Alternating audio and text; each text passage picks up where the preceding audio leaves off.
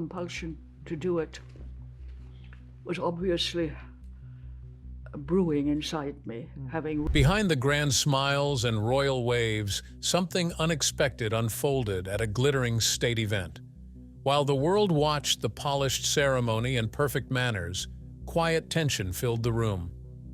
A subtle move left Camilla visibly unsettled, and moments later, Princess Anne broke tradition with a rare public truth. It wasn't loud, but it was powerful and impossible to ignore. What really happened behind those palace walls that night? And why did Anne choose that moment to speak? Join us to find out. The quiet power behind the palace walls. Catherine woke before the sun that morning. The sky outside Kensington Palace was still painted in shades of purple and gray, and the birds had not yet begun their songs. She sat at the edge of her bed for a moment, breathing slowly, gathering herself. Today was important. A state banquet was coming, and everything had to be perfect. She was not the kind of person who loved attention. Even now, after years of royal life, Catherine preferred quiet mornings and simple routines. She liked order. She liked knowing what came next. But lately, something has shifted. People looked at her differently. They listened more carefully when she spoke. They waited for her decisions. Catherine walked down the long hallway of the palace, her footsteps soft against the old wooden floors. Paintings of kings and queens from centuries past lined the walls, their eyes seeming to follow her as she moved. The palace always felt alive in the early morning, as if it remembered every person who had ever walked through it. In her private office, papers were spread across the desk, seating charts, guest lists, protocol notes. She had studied them the night before, but she wanted to check again. There could be no mistakes. A state banquet was not just a dinner. It was diplomacy. It was tradition. It was a message to the world that the royal family stood strong and united. Catherine picked up the seating chart and traced her finger along the names. Foreign dignitaries, members of parliament, senior royals, every seat mattered. Every placement told a story. She moved one name 2 seats to the left. It was a small change, but it would make the conversation flow better. She knew how people worked. She understood the unspoken rules of these gatherings. A soft knock came at the door. One of the senior aides stepped in, holding a folder. He was older, someone who had worked in the palace for decades. He had seen many royals come and go. He had served with quiet efficiency through changing times. He placed the folder on her desk and waited. Catherine looked up at him. He did not speak right away, and she realized he was waiting for her approval, waiting for her to tell him what to do next. This was new. Just a few years ago, he would have simply told her the plan. Now he asked. She opened the folder and scanned the pages. Details about the evening, timing, music selections, the flow of the event. Everything looked right, but she noticed one small thing. The timing for the speeches was too tight. If anything ran long, the whole evening would feel rushed. Catherine made a note in the margin and handed the folder back. The aide nodded, understanding immediately. He left without a word, and she knew the schedule would be adjusted. Her quiet suggestion had become instruction. She stood and walked to the window. Outside, the palace gardens were waking up. Gardeners were already at work, trimming hedges and tending to flower beds. Everything had to look flawless. That was the palace way. Beauty and order always. But beneath that beauty, Catherine sensed something else. A tension that was hard to name. It was in the way certain people avoided her eyes during meetings. It was in the pauses before someone answered her questions. It was in the whispers that stopped when she entered a room. She was taking on more responsibilities. That much was clear. She was hosting more events. She was meeting with more officials. She was becoming the face of the royal family in ways she had not been before. People spoke of her as the future. They said she brought a modern touch. They said she connected with the public in a way that felt real. Catherine did not seek this role. She had never asked for power or position, but she understood duty. She understood that the monarchy needed to evolve. It needed to feel relevant to people living in the present, not just those remembering the past. and somehow, without ever announcing it, she had become the person carrying that change forward. As the morning continued, more aides came and went. Each one brought questions. Each one sought her guidance, the flowers for the banquet, the music selections, the guest arrival order. Things that once would have been decided by others now came to her. She answered each question with care. She thought about the meaning behind every choice. A state banquet was not just about looking grand. It was about making guests feel welcome. It was about showing respect. It was about reminding everyone that tradition could be warm, not cold. By midday, Catherine had reviewed everything twice. She felt confident. The evening would go well. But as she closed the last folder, she felt that strange tension again. It was like a thread pulled too tight, waiting to snap. She did not know where the resistance was coming from. She could not point to a single person or moment, but she felt it. The palace had its own rhythms, its own unspoken rules, and those rules did not change easily. Tradition was a powerful force. It protected the monarchy, but it also trapped it. Catherine was walking a careful line. She was honoring the past while gently shaping the future. But not everyone wanted the future she represented. Someone, somewhere in the palace, saw her growing influence as a problem. She did not know who, she did not know why. But she could feel their gaze, watching, waiting. As evening approached and the palace prepared for the grand banquet, Catherine stood once more at her window.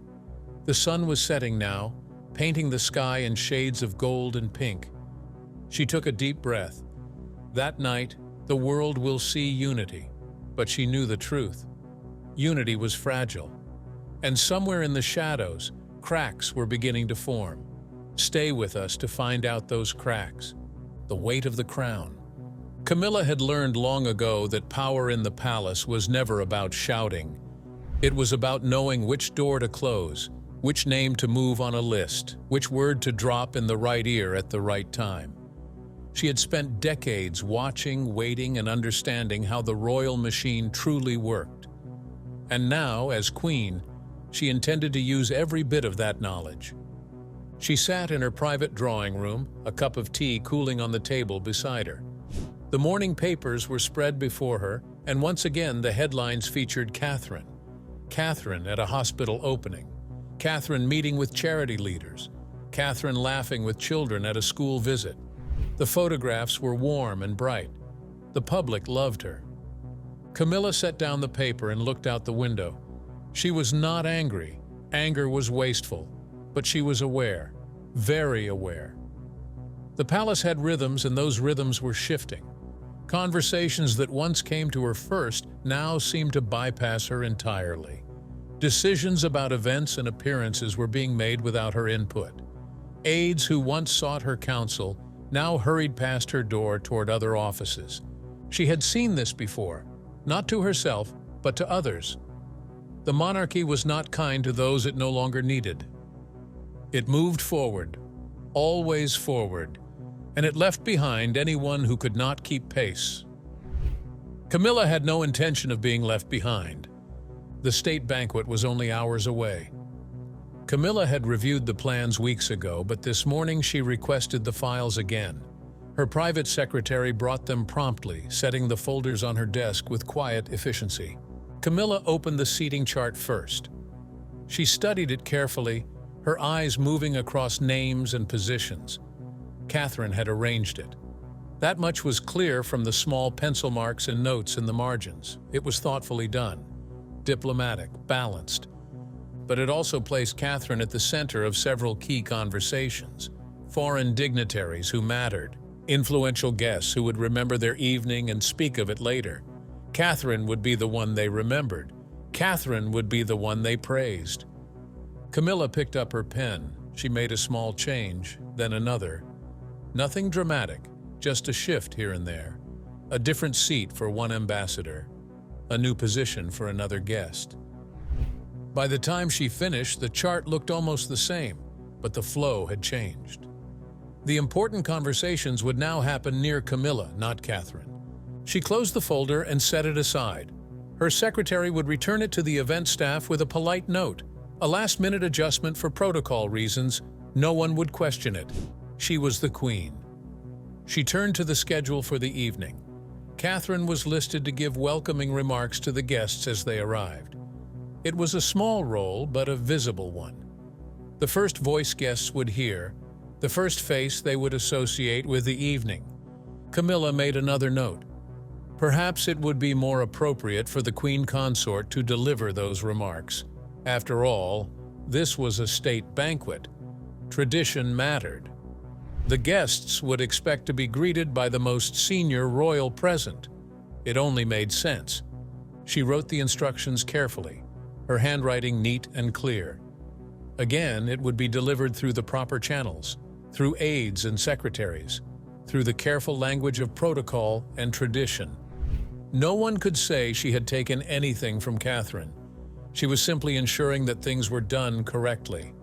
Throughout the day, similar adjustments were made. A decision about music selections that Catherine had approved was revisited. A menu choice was questioned and changed. Instructions about the receiving line were clarified in a way that shifted responsibilities. Each change was small. Each one could be explained. Each one sounded perfectly reasonable when spoken aloud. But together they sent a message. A quiet, clear message about who still held authority in the palace. Camilla did not enjoy this. She took no pleasure in diminishing someone else, but she had learned survival in a world that did not forgive weakness. She had endured years of criticism, years of being compared unfavorably to others, years of wondering if she would ever truly belong. Now she did belong. She wore the crown, and she would not let it slip away without a fight. She thought about Catherine often. The younger woman was talented, graceful, good with people. The public adored her, and that adoration was genuine. Catherine had a gift for making the monarchy feel accessible and warm. But that was also the danger. The monarchy was not meant to be too accessible. It was not meant to be too warm. It needed distance. It needed mystery. It needed people to look up, not across. Catherine's approach was changing that, and Camilla worried about where it would lead. More than that, she worried about herself. If Catherine became the center of everything, what would that make Camilla? A ceremonial figure, a name on documents, someone who attended events but did not shape them, someone the palace tolerated but no longer needed. She could not let that happen. She had worked too hard, sacrificed too much, endured too many years of judgment and scorn. This was her time, her reign, and she would protect it. As the afternoon faded and the palace prepared for the evening ahead, Camilla dressed carefully. Her gown was elegant. Her jewelry was appropriate. She looked every bit the queen. She would smile tonight, she would be gracious, she would welcome guests and make polite conversation. And beneath it all, she would watch. She would listen. She would make sure that everyone understood exactly where power truly rested. Catherine would shine, as she always did, but Camilla would remain at the center, quiet, steady, and absolutely in control. The eyes that miss nothing. Princess Anne had attended more state banquets than she could count.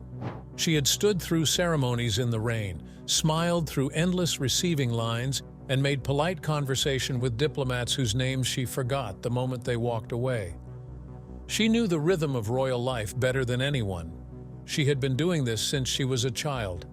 That was why she noticed when things were not quite right. She arrived at the palace early that evening, as she always did. Punctuality was not just a habit for Anne. It was a matter of respect. If you agreed to do something, you did it properly and on time. No excuses, no drama, just duty. As she walked through the corridor toward the staterooms, she saw Catherine standing near a window. The younger woman was reviewing notes, her expression focused and calm. Anne had always appreciated that about Catherine. She did not seek attention. She simply did her work. Anne paused, watching for a moment. Catherine looked up as a senior aide approached. The aide spoke quietly, and Anne saw Catherine's expression shift. Not anger, not frustration, Just a flicker of confusion, quickly smoothed away. Catherine nodded, handed back the papers she had been holding, and walked in a different direction. Anne's eyes narrowed slightly. Something had just changed. She could feel it. She continued down the hallway, her mind turning over what she had seen. Over the years, Anne had learned to read the palace the way sailors read the sea. Small shifts in wind and tide that others missed could signal a coming storm. And tonight, the wind was shifting. In the grand reception room, staff were making final preparations. Flowers were being adjusted. Silverware was being polished one last time. Everything gleamed under the chandelier light. Anne walked the perimeter slowly, her trained eye catching details others would overlook. The seating chart was displayed on a stand near the entrance. Anne stepped closer and studied it. She had seen an earlier version days ago. This one was different. Subtle changes, but changes nonetheless. Catherine had been moved. Guests who would have naturally conversed with her were now seated elsewhere. The flow of the room had been altered. Anne said nothing. She simply observed. But her mind was working, cataloging, remembering. She had seen this before. Many times, across many years, the palace had a way of managing people without ever confronting them directly. Responsibilities quietly reassigned, visibility gradually reduced. It was how inconvenient people were handled, not with confrontation, but with 1,000 small adjustments that added up to irrelevance. Anne had watched it happen to others. Good people who worked hard and cared about their duty, people who threatened no one but made others uncomfortable simply by being competent. The palace machine had ground them down slowly, politely, until they either left or learned to accept a smaller role. She had never thought she would see it happen to Catherine. As guests began to arrive, Anne took her position in the receiving line. She stood straight, her posture perfect, her expression pleasant but not overly warm. She had perfected this face decades ago, friendly enough to be appropriate, reserved enough to maintain dignity. Camilla stood at the center of the line, greeting each guest with practiced charm. She looked regal, confidence, every bit the queen consort. Anne watched her carefully. Camilla's smiles were perfect, her words were gracious. But Anne had known her for many years. She could see beneath the performance. Camilla was working. Every gesture, every word, every carefully timed laugh was designed to reinforce her position. Anne understood it. She had watched many people fight to maintain relevance in the palace. It was exhausting work, and it never truly ended. Catherine stood further down the line, still smiling, still gracious, but her role had diminished. Anne could see it in the way guests greeted her, warm but brief. They spent more time with Camilla. They directed their important comments toward the queen. Catherine had become secondary. Anne felt something cold settle in her chest. Not anger, exactly. Anne rarely felt anger, but something close to it. Disappointment, perhaps. Frustration at watching the same old patterns repeat themselves. Throughout the evening, Anne continued to watch. She saw how Catherine's suggestions during dinner were politely acknowledged, but not acted upon. She noticed how conversations seemed to redirect away from Catherine toward Camilla. She observed the small, almost invisible ways that Catherine was being edged to the periphery, and she saw that Catherine noticed too. The younger woman's face remained calm, but Anne caught the brief moments when her smile tightened just slightly, when her eyes dimmed for just a second before brightening again. Catherine was good at hiding her feelings, but Anne was better at seeing them. During a quiet moment between courses, Anne found herself standing near one of the long windows overlooking the gardens. The evening sky was dark now, and the palace lights reflected off the glass. She could see her own face looking back at her. Older now. Lines earned through decades of service. She thought about all the years she had spent doing her duty, showing up, working hard, never complaining, never seeking glory, just doing what was required day after day, year after year. She had never been the favorite, never been the one everyone loved, but she had been reliable, solid, always there. That was what mattered. That was what the monarchy needed. Not popularity contests or power games, just people willing to do the work without fanfare. Catherine had that quality. Anne had recognized it years ago. The younger woman understood service. She showed up. She did the work. She made the monarchy better simply by being steady and sincere. And now someone was trying to push her aside. Anne turned away from the window.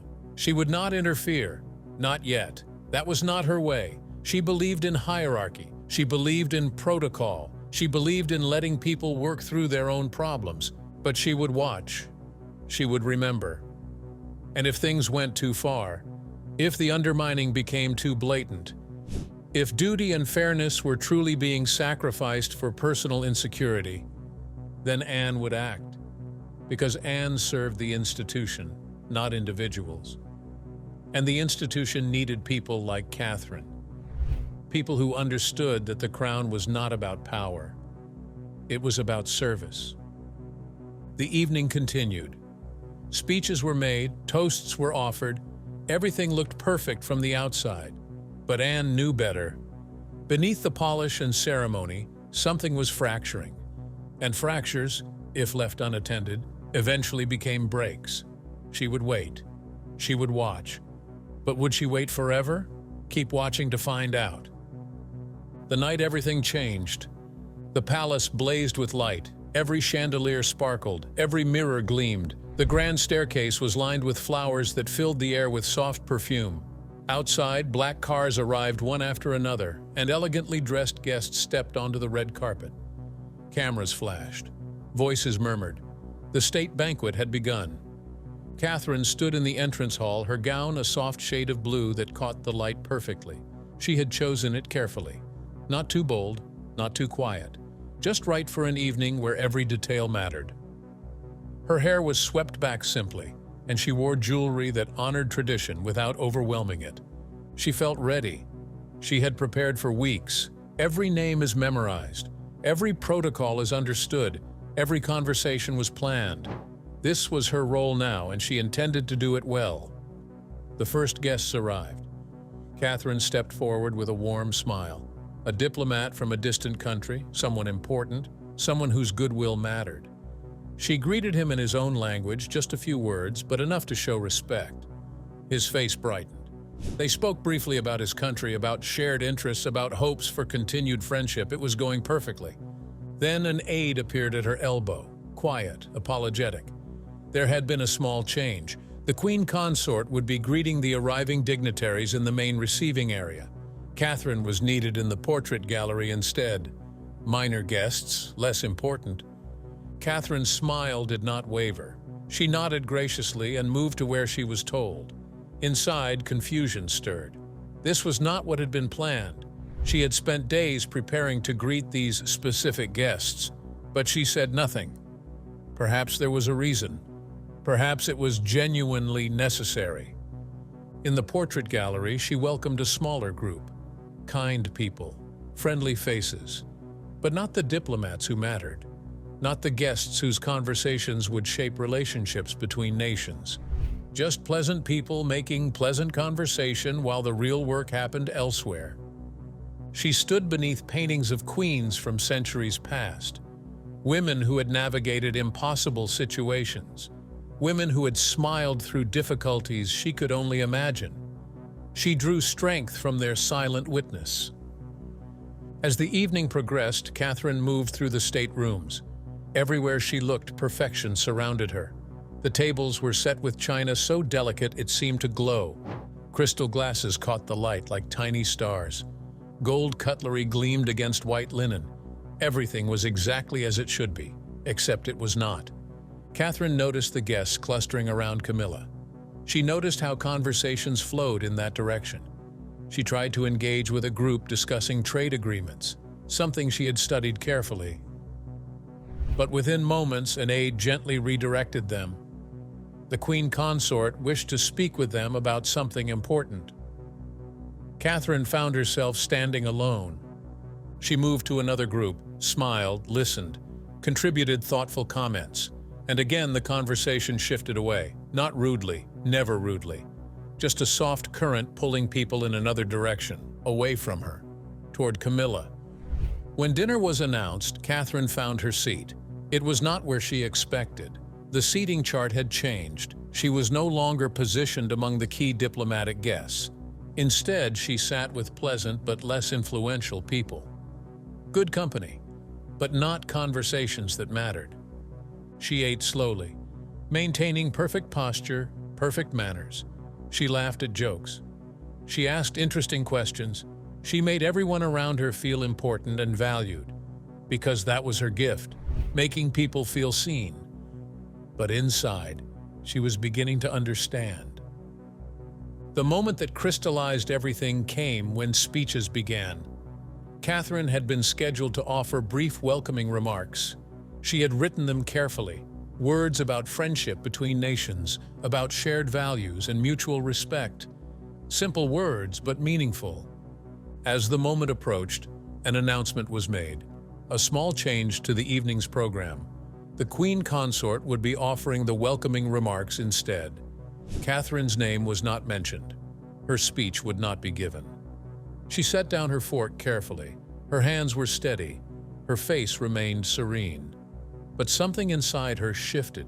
This was not a coincidence. This was not protocol. This was deliberate. Around the table, she noticed a few guests glancing at her with confusion. They had expected her to speak. The printed programs in front of them said she would speak, but no explanation was offered.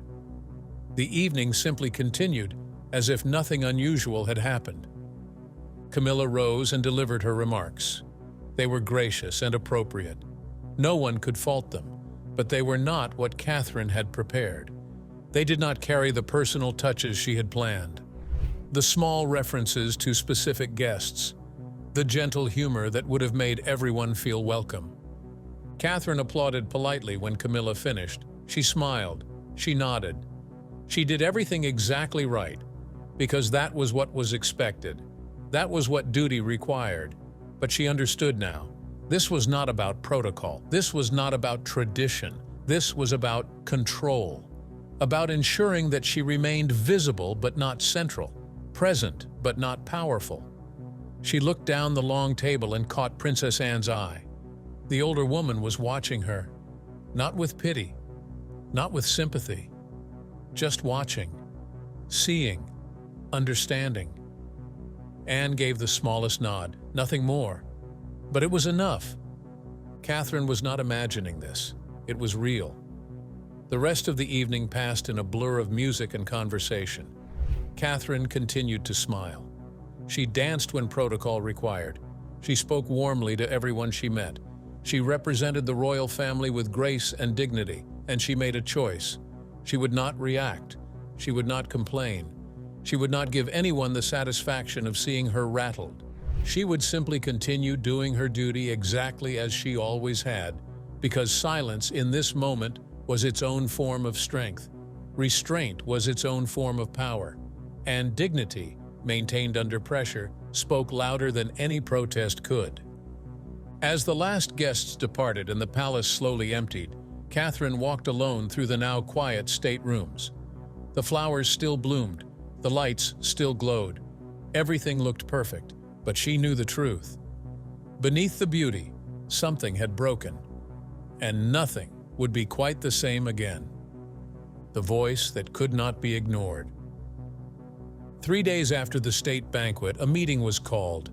It was listed on the official calendar as a routine coordination session for upcoming royal engagements. Senior members of the family were expected to attend. Staff would take notes. Decisions would be made about schedules and responsibilities for the months ahead. Princess Anne arrived exactly on time.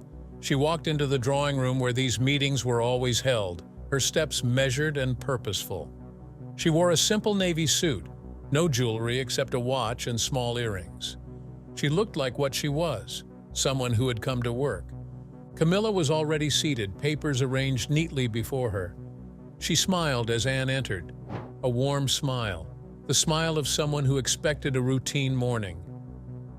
Catherine arrived moments later, quietly taking her seat. She looked composed, though Anne noticed the slight tension in her shoulders.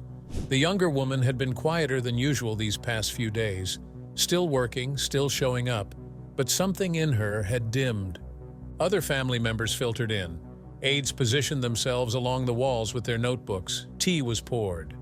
The meeting began with small pleasantries, discussion of recent events, updates on upcoming engagements. Anne listened patiently. She sipped her tea. She waited.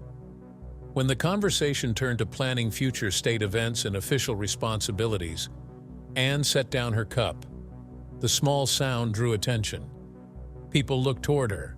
She rarely spoke at length during these meetings. When she did, it mattered.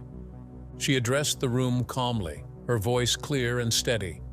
She began by noting that the recent state banquet had been a success in many ways.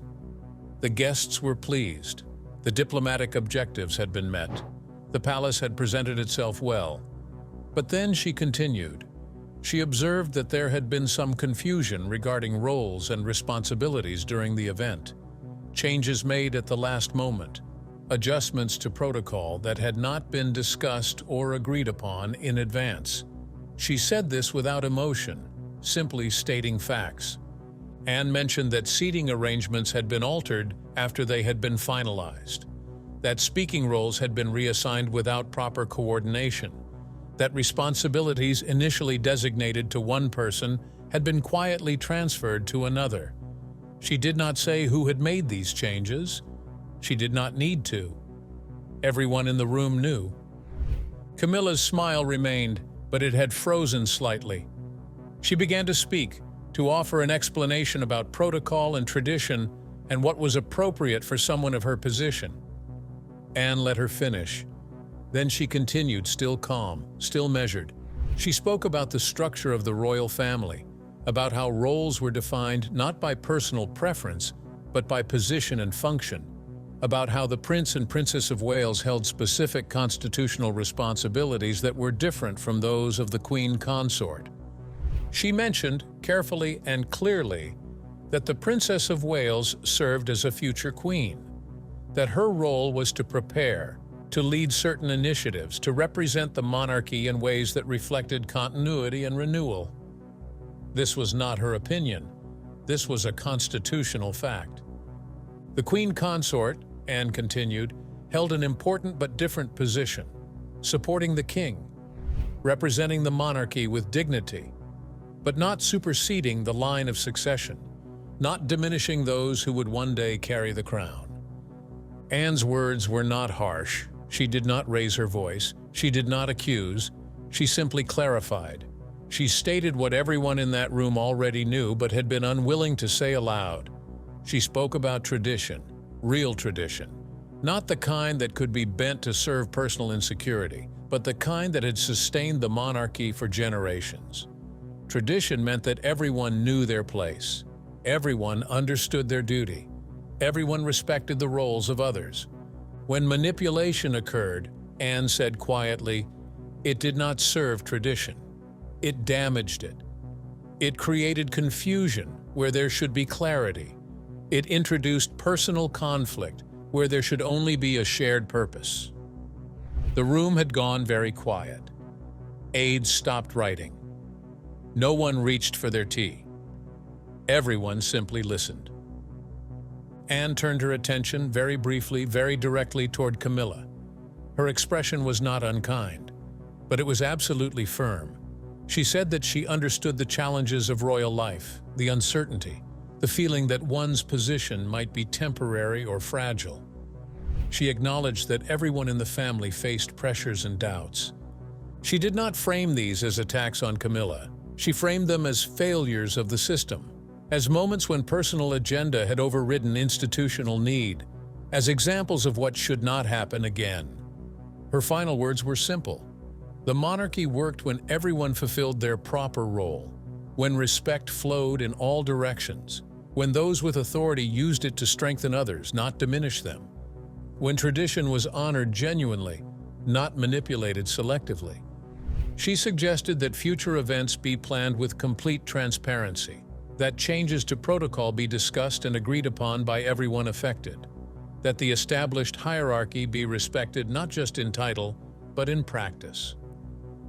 Then she picked up her tea and took a small sip. The meeting could continue. The silence that followed was profound.